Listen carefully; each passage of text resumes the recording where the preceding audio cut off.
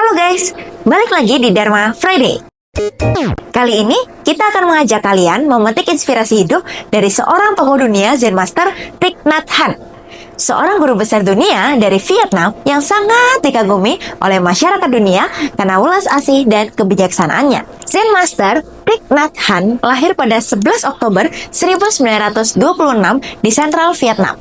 Beliau akrab disapa Thai, yang berarti guru, yang merupakan biksu Zen asal Vietnam, yang juga seorang penulis, penyair, dan aktivis hak asasi manusia. Thai bergabung dengan biara Zen pada umur 16 tahun dan mulai belajar ajaran Buddha sejak Samanera, kemudian menerima penabisan penuh sebagai biksu pada tahun 1949. Nama lengkap Thai adalah Thich Nhat Hanh. Nama keluarganya Thich diberikan kepada semua biksu maupun biksuni di Vietnam, yang berarti bagian dari suku Sakya, Buddha Sakyamuni.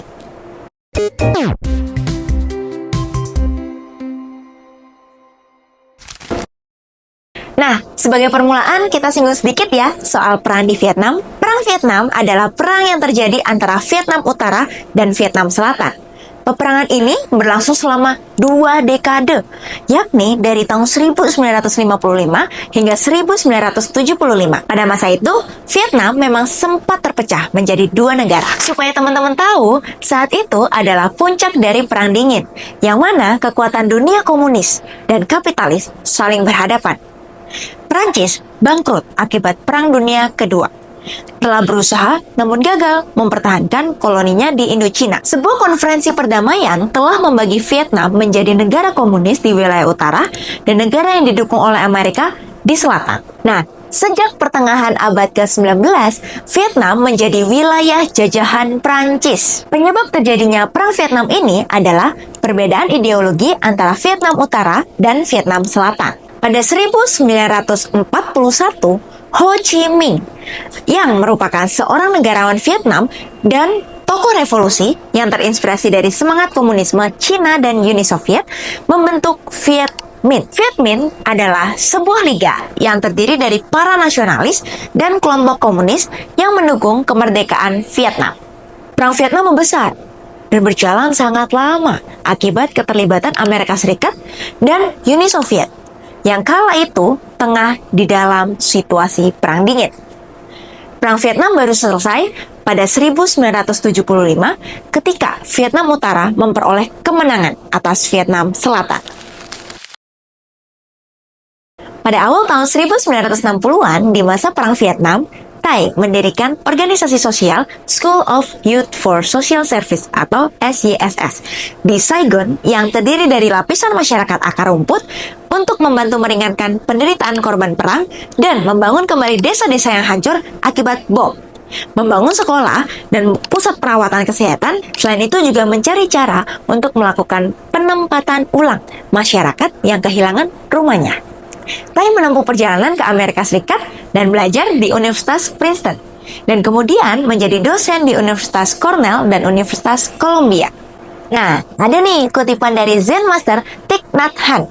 Tentang perang, beliau berkata, Buddha memberitahu kita bahwa musuh yang sebenarnya bukanlah pihak lain, namun musuh sesungguhnya adalah ketakutan, kecemasan, kesedihan, kemarahan, keserakahan, ketidaktahuan, dan kebencian kita sendiri. Perang terjadi karena pandangan dualistik dan diskriminatif, dan karena suatu pemikiran bahwa dengan menghancurkan apa yang kita sebut sebagai musuh, barulah kita dapat mendapatkan perdamaian dan keamanan. Tetapi, seperti yang Buddha sabdakan, kebencian tidak dapat mengakhiri kebencian. Hanya pengertian dan cinta kasih yang dapat mentransformasi kebencian. Pada perjalanan beliau di tahun 1966 inilah, beliau pertama kali bertemu dengan Dr. Martin Luther King yang menominasikan beliau untuk menerima hadiah Nobel Perdamaian pada tahun 1967. Karena misi ini, Vietnam Utara dan Vietnam Selatan tidak memperbolehkan beliau kembali ke Vietnam, dan beliau memulai masa pengasingannya selama 39 tahun. Udah tahu belum nih, siapakah Martin Luther King itu?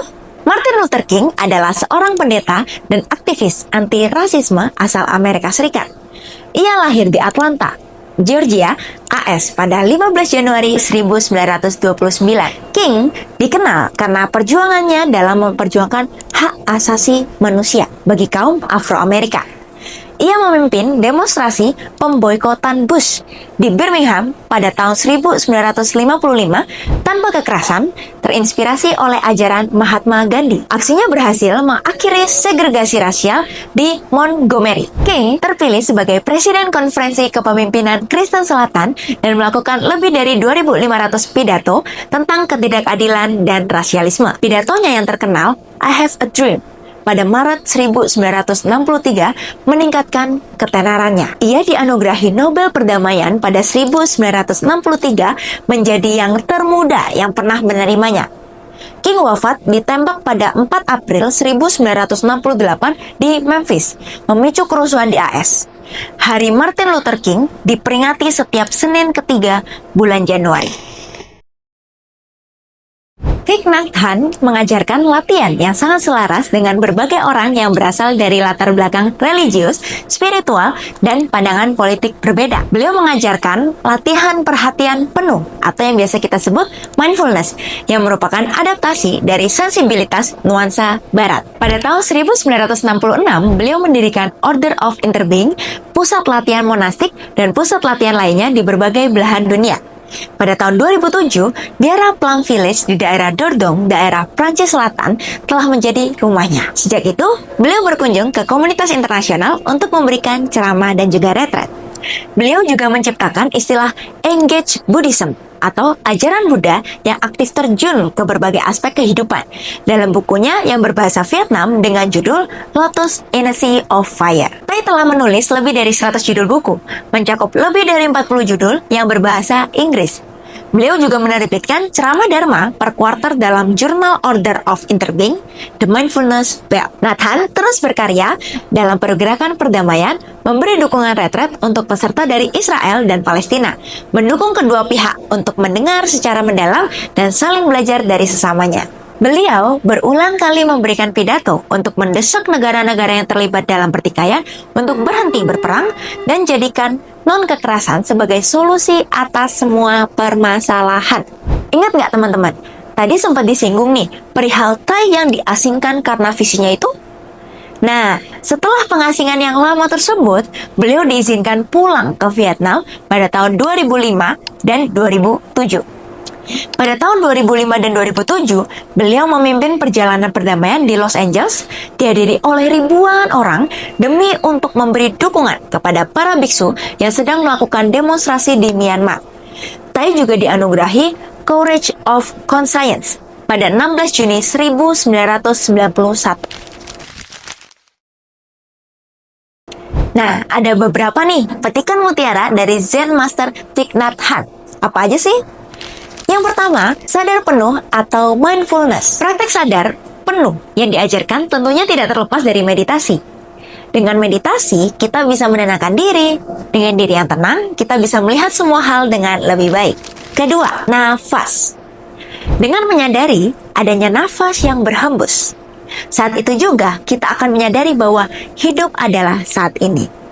Karenanya, hiduplah pada saat ini tanpa terlalu banyak tenggelam dalam masa lalu ataupun terlalu merisaukan masa yang akan datang.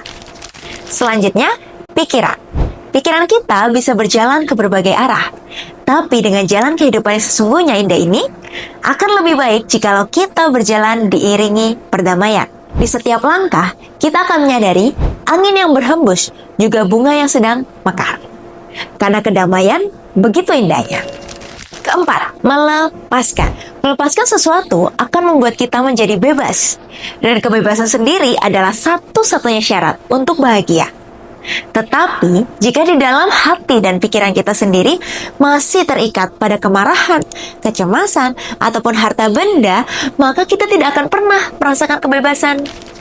Dan ini nih yang terakhir, penderitaan. Setiap orang memiliki benih-benih penderitaan yang mungkin sangat mendalam. Karena penderitaan dalam hidup ini tidak akan pernah berakhir, masalah kehidupan akan selalu datang silih berganti. Untuk itulah, jangan menunggu untuk merasakan kebahagiaan. Pada 22 Januari 2022, Thai wafat dengan damai di Wihara Tu Hieu, Vietnam sekitar pukul 00.00 pada usia 95 tahun. Oh ya teman-teman, tahu nggak? Saya itu pernah mengunjungi Indonesia loh. Beliau ke Indonesia untuk melakukan kegiatan meditasi berkesadaran penuh di Candi Borobudur pada Kamis 7 Oktober 2010. Menurut salah satu murid terdekatnya, Sister Chan Kong ketika di Candi Borobudur menyatakan bahwa Buddha rupa versi Borobudur itu indah dan universal. Saya memiliki kesan positif di hatinya terkait Indonesia karena telah menampung para manusia perahu pengungsi Vietnam di Pulau Galang. Pada saat itu, di tahun 1980, ratusan ribu warga Vietnam Selatan mengungsi ke negara lain pasca Perang Saudara yang terjadi di negaranya. Nah, salah satunya di Pulau Galang yang berlokasi di kota Batam, Kepulauan Riau. Pulau Galang dulunya menjadi kamp pengungsian warga Vietnam. Nah, itu tadi tuh secuil kisah kehidupan Zen Master Thich Nhat Hanh. Yang sangat luar biasa bukan? Ada hal-hal positif dari beliau yang bisa menginspirasi kalian nggak? Tulis yuk di kolom komentar. Oke teman-teman, terima kasih ya udah mau nonton video ini. Ikuti konten-konten kita selanjutnya yang bakal bahas tentang kehidupan seputar agama Buddha yang informatif dan pastinya seru banget. Kalau ada yang mau kasih revisi, pertanyaan, atau menambahkan pendapat, bisa langsung aja ya tulis di kolom komen. Kita akan diskusikan bareng-bareng. Jangan lupa buat like, komen, dan subscribe ya, biar kalian nggak ketinggalan update kita seputar Buddha. Bye-bye!